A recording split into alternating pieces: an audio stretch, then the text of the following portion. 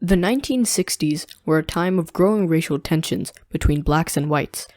With the pent-up tension built over more than 200 years of injustice, civil rights activists wanted change, and they wanted it now. But first, we should back up and get some background knowledge. First, we must go a whole 100 years back to 1865. As you may recall, slavery had been awfully popular in America up till the 1860s, but most people are not aware of why it ended then. On the 6th of December, 1865, the 13th Amendment was finally ratified by the states. Now you might be wondering, well, what did the 13th Amendment do? Well, the 13th Amendment freed all slaves in the USA and all land that was in its jurisdiction. While this may seem like a complete and utter success, this was merely the start of something great. Now we must go 3 years further, to July 9th, 1868. After the passing and ratification of the 13th Amendment, African Americans were freed from the shackles of tyranny and slavery in the USA. But there was a problem. Although they had been freed from slavery, African Americans were still not granted citizenship. On this momentous day, however, all of that would change. With the passing of the 14th Amendment, African Americans were granted citizenship. Another great victory for civil rights. Although this, again, was a great victory for African Americans, this was not the last victory they would win.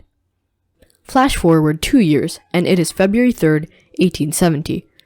The 13th and 14th Amendments freed African American slaves and granted them citizenship, but there was still another looming problem.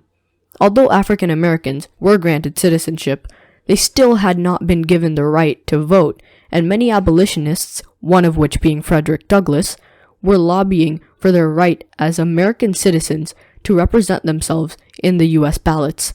After much hard work, their efforts finally paid off on this great day. On February 3rd, 1870, the 15th Amendment was ratified by the states. This amendment granted black men the right to vote, making for one of the biggest steps in the civil rights movement. Something you should know about America after the Reconstruction is that the political parties were completely the opposite of what they currently stand for. At the time, the Democratic Party was mostly supported by Southerners, and the Republicans were mostly supported by the Northerners. After the Civil War ended, the Southern states, although having lost the war, still had anti-African American sentiments, and the Democratic Party was forced to support those beliefs. This led to the adoption of some of the worst, most inhumane laws in history, the Jim Crow laws. These laws essentially made it so that all black Americans were second-class citizens. But they also did something much worse. The Jim Crow laws legitimized the anti-black racism in the South and returned it to the Constitution, adding more fuel to the fire for the racial tensions in America. The Jim Crow laws affected black people in many ways, such as making them irrelevant in many private businesses, and sometimes even preventing them from voting. If a black person tried to vote at the time, they would likely face a small mob waiting to stop them, and maybe even hurt them. Although many people had tried to perform a massive march on Washington in the past, such as Bayard Rustin and Philip Randolph, a successful march was yet to be performed. However, the 1960s were a time of high racial tensions between black and white Americans, and with the civil rights movement at an all-time high, many abolitionists and civil rights activists of the time felt that it was the perfect time to perform such a task.